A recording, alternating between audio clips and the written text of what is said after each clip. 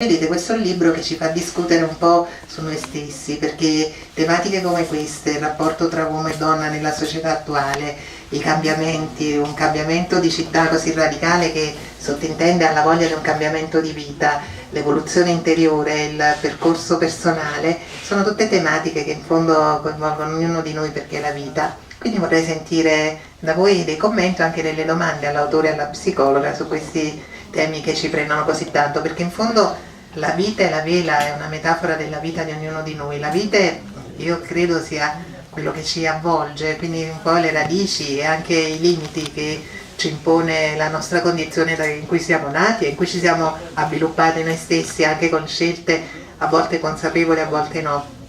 E la vela invece è il nostro anelito di libertà, la nostra voglia di evadere da tutto questo, di avere delle ali. E quindi forse è un conflitto che ci portiamo dentro sempre, quindi è un romanzo che ci prende molto perché è una storia che parla alla nostra anima e parla alla storia di ognuno di noi, quindi mi farebbe piacere sentire da voi qualche impressione, anche qualche domanda, visto che abbiamo anche un'esperta di